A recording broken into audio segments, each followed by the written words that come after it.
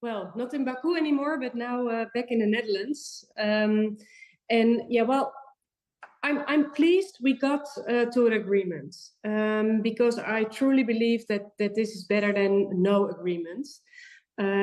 Because this agreement shows that we keep on taking steps in order to fight climate change.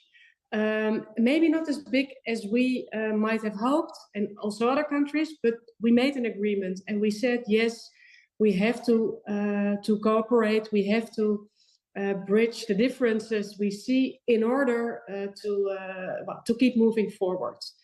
And I think it's important that we got there, that we have this agreement on well, the money we are going to spend in the upcoming years, and well, now looking forward to actually do it here in the Netherlands, but also in other parts in the world. Well, speaking of taking action, Minister, I was reading how a government climate watchdog in the Netherlands actually said that your country might not achieve its emissions target for 2030. Why? What's happening here? Why are you struggling?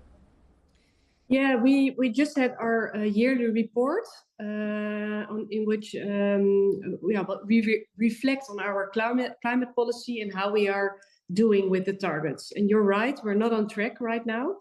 That's partly because of some policy decisions that were made by this government.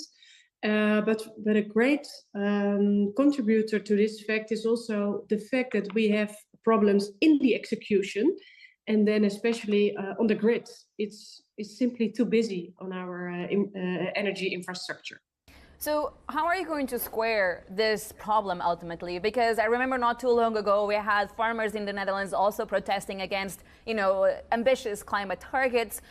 As we are watching, a more populist narrative across the bloc, you just highlighted there how your country is struggling to achieve the climate targets for 2030 as well.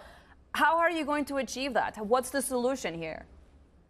Well, the solution is that I'm here in the Netherlands working right now, first of all, making sure that everything we already agreed, that we implement it, and that we make sure that the law passes parliament, and that all the parties in the Netherlands who have to work with it, that they can work with it.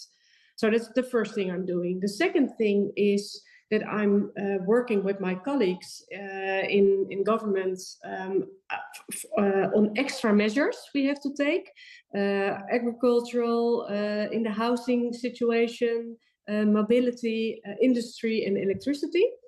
And the third path, and that's a really important one, that is making sure that those barriers we are facing in the execution, that we solve them. And this grid problem is a very, very important one.